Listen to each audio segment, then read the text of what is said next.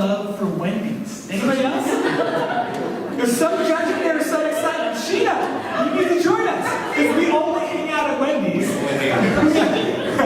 But over the past 18 months, not only have our friendship grown, but I have just truly come to appreciate and admire this man so much. He is one of the biggest and best encouragers I have ever met. I have never left his presence in a bad mood. I am always filled up with his love and support. So, and Wendy's. And Wendy's.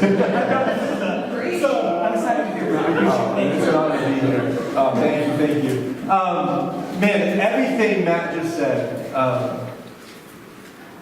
I can say back to Matt, especially now that I'm up here and have a microphone. But gosh, yeah, we've known each other about 18 months. I'm a bit of a teaching pastor, chaplain, professor, adjunct at large. So I tend to move kind of from space to space. And so Prodigal Church is a bit of my home away from home, my church away from church. And as somebody that doesn't have like a church of their own, Matt has been a pastor to me over the last 18 months. And so this is not only a sacred space because God's presence is here. And speaking of that, can we give a round of applause to the worship team? But in addition to this is a unique space because Matt is a pastor's pastor. He is a pastor that loves his people, loves this church. And so if he's had even an inch of the impact on you that he's had on me, it's significant and it's deep. So can you guys just give a round of applause to Matt?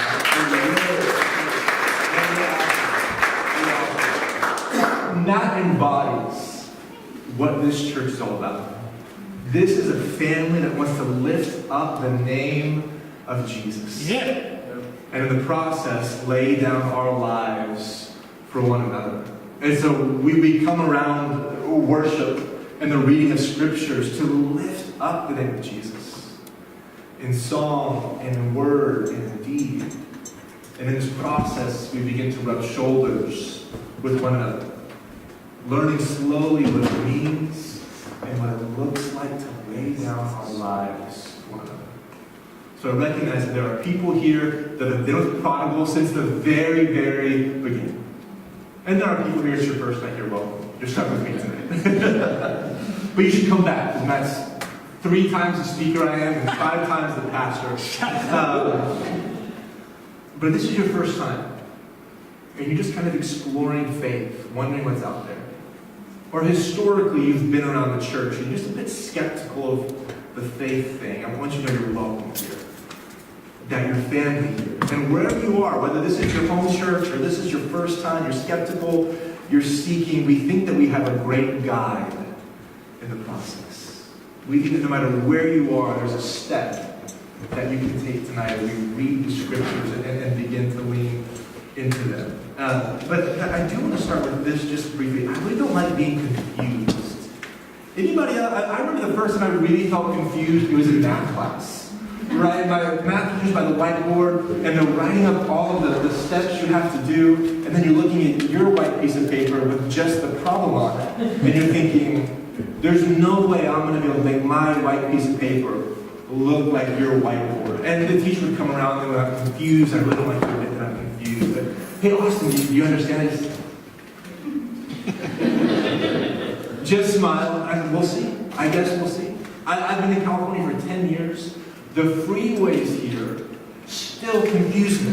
And the main sign I'm talking about is when you're going through the sign that'll say the 5 and the 57. But one of those numbers has a yellow only under it. You guys know what I'm talking about? Does that mean like this lane only goes to the 57? Or the 57 is only, I don't know what the only is referring to. Like, can I only be in that lane to make it to the 57? Or other lanes will get me there, but this one will only get me there. It's confusing the way you interpret only. I don't like being confused. I don't think I'm ever going to get it there. You need to have a co-pilot. I'm going to bring the passenger seat that help me navigate it. We think it's the Gospel of Mark. The disciples are a bit in a constant state of confusion.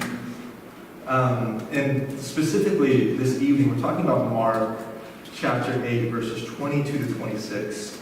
But before we read Mark 8, 22 to 26, and you can start flipping your Bibles that direction, I just want to give you a little taste of some ways in which the disciples are confused. And you guys may have read these passages as you've been going through Mark. But beginning in Mark chapter 6, it says that Jesus feeds the 5,000. And after Jesus feeds the 5,000, they find they have 12 basketfuls of loaves left. And then we fast forward a little bit and we make it to Mark chapter 8. And instead of the 5,000, Jesus feeds the 4,000. And after the 4,000, there's 7 basketfuls of loaves. And there's a reason there's 12 at one point and 7 at the other point. We won't get into it or else we'd be here all night. But at some point, it says in chapter 8, verse 16, Jesus says, "Be careful, watch out for the yeast of the Pharisees." And verse 16 says, the disciples started talking about this and said, "Jesus told us that because we don't have any bread." And Jesus kind of goes into this discussion. It says, verse 17, aware of their discussion, Jesus asked them, "Why are you talking about having no bread?" Watch this. Do you still not see? Do you still not understand? Are you still confused? Jesus repeats this in Mark chapter 8, verse 21. After Jesus has spoken with them, he says to them, "Do you still not get it? Do you still not understand?" And then we're going to fast forward 22 to 26 just briefly. But in Mark chapter 8, beginning in verse 27, it's this story about Peter declaring that Jesus is the Messiah. And when Peter says, "Jesus, we believe you're the Messiah," Jesus tells him not to tell anybody about it because Peter is confused as to what it is going to mean to be a Messiah. The next passage right after that, beginning in verse 31, Jesus starts talking about how he must be killed and after 3 days rise again. And it says in verse 32, Peter took him aside and began to rebuke Jesus. And Jesus says, "Peter, you are still confused. You still don't understand, so get behind me because you're only concerned with yourself, not with God." And then in verse 34, Jesus begins to say, "If you want to follow me, you must deny yourself, take up your cross, and follow me." And Jesus is saying this because the disciples are confused as to what it's going to look like to follow Jesus. The disciples are in this constant state of confusion. Which brings us to Mark chapter 8, verses 22 to 26. In verse 22, it says that finally Jesus and the disciples, they came to Bethsaida. Now, Bethsaida is the home of Peter. It was kind of the launching pad, if you will. The hometown of the disciples and where Jesus makes his home during his itinerant ministry. And he's just come back from being across the sea in the Decapolis. If you've ever come home from a long, long day at work, or a long, long work trip, you've come home from a vacation, when you make it home, you just want to lock yourself in your house. You want to kick up your feet, take off your shoes, and turn on some Netflix, and nobody bother me. In fact, we have all kinds of borders and barriers now between us and the person outside. The person knocks at our door, we look through the little keyhole, then we open the wood door, there's a screen door, we open that. We have all kinds of barriers because we don't want people to bother us when we make it home.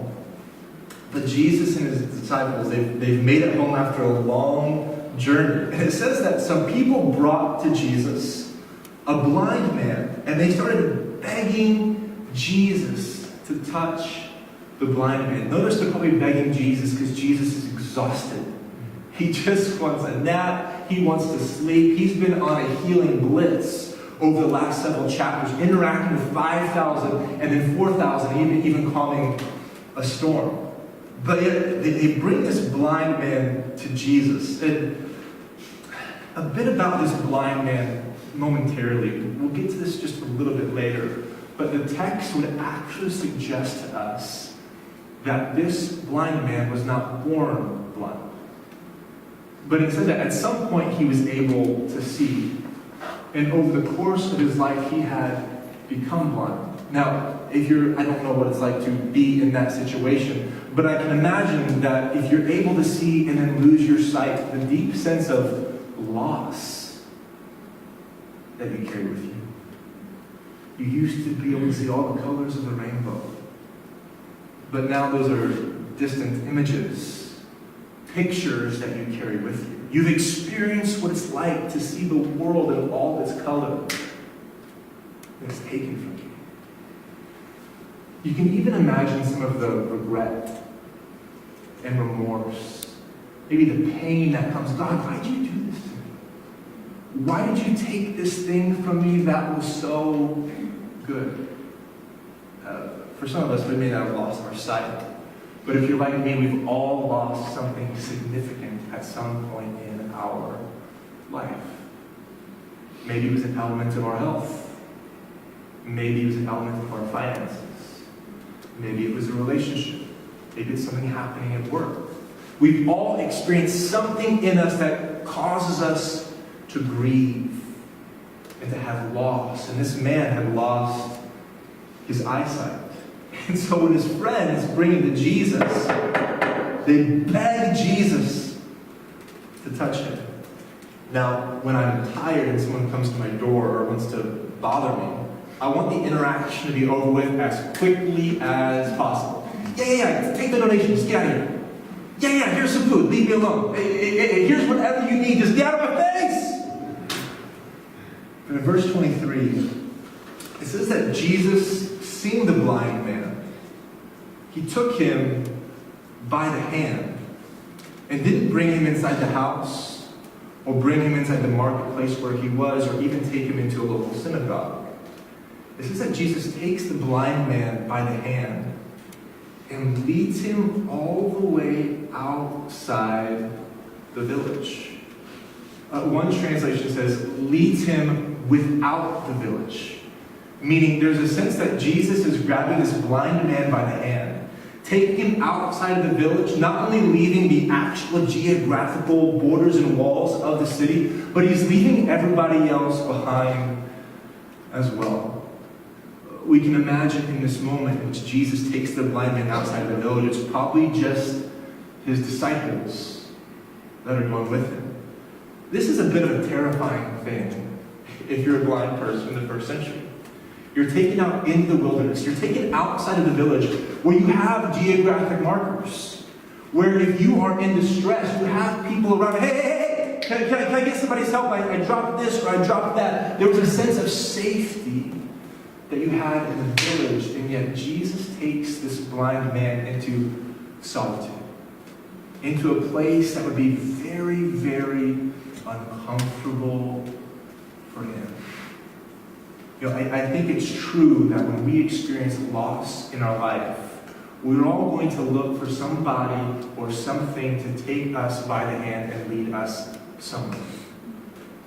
Oftentimes to a place of peace, to a place of healing, to a place of restoration. However, if we aren't careful, we oftentimes let the wrong people or the wrong things take us by the hand and lead us. In other words, we begin to try and medicate our situations with things that will offer temporary relief, but long-term pain. You can imagine the blind man. He's heard that Jesus can do it quick. Why are you taking me outside the city? And so in this passage, Jesus takes him by the hand outside of the city. And then it gets weird. Verse 23. And after Jesus had spit on the man's eyes, notice he doesn't spit on his hands and then put it on his eyes. He just decides, let's just go straight for the eyes. Let's just spit on his eyes. When he spit on the man's eyes and put his hands on his eyes, Jesus asked, do you see anything? Verse 24, the blind man looks up and says, I see people, but they don't look like people. They look like trees walking around. That's kind of the polite way of saying it. One translation says, it a bit sarcastically, yeah, I see people like I see trees walking around. In other words, I don't see anything. It could go either way. But one way or another, he's not seeing properly. Probably a bit confused. Why did you bring me all the way outside the city just to partially heal me? And verse 25. Once more, Jesus put his hands on the man's eyes. And it says that Jesus asked him to lift his eyes. And it says when he does, that his sight was restored. And watch this. He saw everything around him clearly. One translation, when they talk about the word clearly, they actually translate this, and he was able to discern everything around him.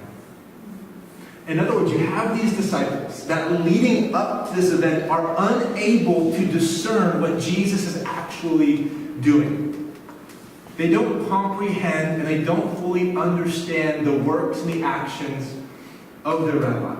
And after this event, they don't get it any better. They still don't fully understand what it's going to mean for Jesus to be a Messiah, why they have to carry a cross, and why this whole thing is going to unfold with Jesus being killed and having to raise from the dead. But here we have this picture. Nestled in the middle of the disciples' confusion, there's this idea that Jesus is making things clear, but he makes things clear slowly. Sometimes not all at once. In other words, the life of faith and of following Jesus isn't always a life of clarity. It doesn't mean that everything always makes sense. It doesn't mean that things are going to happen just the way we think they should happen. In fact, I want to suggest to us this evening that most of the life of faith is a bit like opening our eyes and seeing people walking around, but they look like trees. In other words, sometimes the life of faith is fuzzy. Why are things happening the way they're happening? Jesus, why did you take my son? Jesus, why did you take one of my parents? Jesus, why did you take my job? Jesus, why did you take my health? Jesus, why did you take this? Why did you take that? It doesn't make sense and it's fuzzy. But Scripture would encourage us that as much as we are tempted to let the wrong people and the wrong things take us by the hand to medicate our pain, Jesus would say, let me take you by the hand. Now, I'm a dude. I don't really want to hold anybody's hand like another dude's hand. I get it, right? So just I want to stand side by side, shoulder to shoulder with Jesus, right? But Jesus does want to lead. He does want to take us from where we are to where he wants us to be. And for this blind man, he takes him to a very uncomfortable space. He takes him to a space where there isn't a lot of security.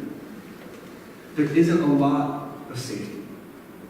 In fact, there's a lot of quietness. There's a lot of solitude. So instead of running to Netflix or movies or social media to medicate, he says, just come be with me. Come outside the normal routine of your life and come be with me. Come outside the normal busyness and noise of your life and come be with me. That's why the way I'll just little moment of transparency. The way that I medicate is I get really busy really fast. Man, I know how to fill up the calendar pretty quick. Make a couple phone calls, text messages, hey, let's go here, let's do this, let's do that. And that's always me medicating moments and events in which I'm in pain because I'm a massive extrovert. Anybody here taking Enneagram? I'm a 7. I'm an enthusiast, which means I don't want to be alone. I just want to do fun thing after fun thing. And so, for me, the way I medicate is keep me in the village. Keep me in the city. But Jesus would want to call me out of that if I'm going to be healed and to be with him. And now, certainly, Jesus is here with us. But the way that we experience Jesus most tangibly is during moments of worship. It's during moments in which we're reading the Scriptures and hearing him speak to us. It's in moments in which we engage with community, and community encourages us. Dietrich Bonhoeffer at one point even says, Christ comes to us, but oftentimes in the voice of a brother or a sister. Someone in our community to speak a word that we need at the right time and in the right season and in the right way. And so there's a sense in which Jesus would invite us in moments of pain and in moments of loss, and in moments of confusion, to be with Him and His community. To allow the Scriptures to take us by the hand by waking up just a few minutes earlier before work and sitting in your living room with the lamp on. Before you go to work for 5 minutes, just reading the Gospel of Mark, because we're in the Gospel of Mark. It also means that as you're driving to work, instead of listening to talk radio or Kiss FM, put on some worship music. To keep you at peace when you're on the 405, because we know the 405 is chaotic and crazy. But it means that in seasons of loss and confusion and of pain, instead of running to the wrong things, we run to Jesus and His Word and worship and the community of faith. And there's something about when Jesus can get us out of our routine for just long enough, can get us out of the city, out of the noise, out of our habits. We open ourselves up to His healing presence in our lives. You see, the disciples are going to need this at this point more than ever. Because if they're confused now, here in a number of weeks and months, they're going to be more confused than ever. Because their Messiah is going to find Himself on a broken, bloody cross. The Messiah they were anticipating and expecting to wear a golden crown is going to wear a crown of thorns. The Messiah they expected to wear a royal robe, be dressed in mostly nothing at all on the cross. And when they see their rabbi on the cross, they will be wildly, wildly confused. And it's in these moments that they're going to band together. Continue to read the Scriptures. Paul says it this way later on in 1 Corinthians chapter 13. He says life is really confusing. The life of faith can be disorienting at times. In other words, Paul says that life is oftentimes like looking through a glass darkly. Not like do glasses, when you look through them, distort images, but just turn down the lights a little bit as well. See what that does to your eyesight. But Paul says, as of right now, the way that God is working in our lives, it is like looking through a glass darkly, but one day, we will see fully. Currently, we only see in part what God is doing, but in the future, we will see fully. With eyes and faces unveiled. In the meantime, get comfortable with confusion. Get comfortable with uncertainty. Because when it's not clear, when your prayers are being answered differently than you expected, when events in your life are rolling out contrary to the way that you thought they were, when you experience loss, pain, grief, or confusion, that's a great indicator that Jesus is right next to you. Right beside you working. You can't see clearly. Your workplace looks like a workplace full of trees. Your family looks like a family full of trees. Your finances look like a bunch of trees. Because money doesn't grow on trees, right? Anyway. But there is a sense that when life is confusing, if we will just step back and allow worship and the Scriptures and the community of faith to take us into solitude, Jesus will begin a deep, deep work in us. Doesn't mean that it always brings clarity right away, but we can trust that clarity comes. Sometimes it'll be on this side of the grave. Sometimes on the other side. And that's okay. And so tonight, we just want to worship for about another song and a half or so. And I want to encourage us, if we just kind of close our eyes even right now, as we kind of move into this space. I have found, at least over the past couple of years, that faith is I have to exercise my imagination in the life of faith.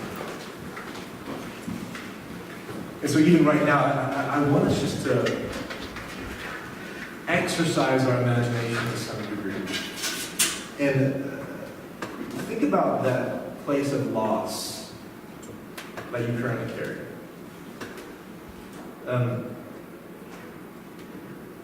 Think about the space of confusion that you currently have in your life.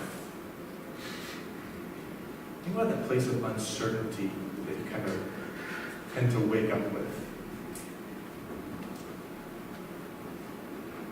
And as you kind of have that space in your mind, I want to ask you, will you allow Jesus through worship?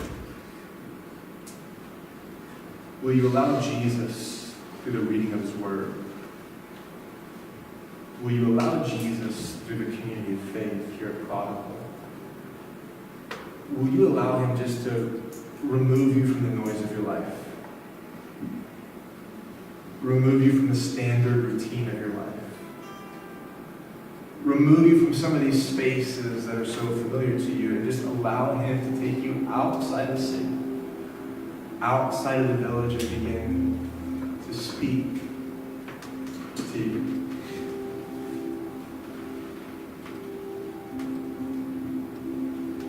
Jesus, we recognize this evening that we need you in our pain and in our confusion and in our loss. Would you come and take us by the hand? Will you come and allow us to walk shoulder to shoulder with you? Jesus, will you come and will you lead us? Because Jesus, right now, with just palms up, we recognize that we see our finances, we see our health, we see our relationships, and we see our families as if looking through a glass, darkly, a little fuzzy. But Jesus, would you make us comfortable in the fuzziness of it all? Confident that one day you'll give us clarity. Confident that one day, either on this side of the grave or on the other side, we will see in full all of the ways that you've been working, all of the ways that you've subtly and gently been leading and been guiding. But all the fuzzy trees will one day be people. You'll make sense of it all, but in the meantime, Jesus, we submit our confusion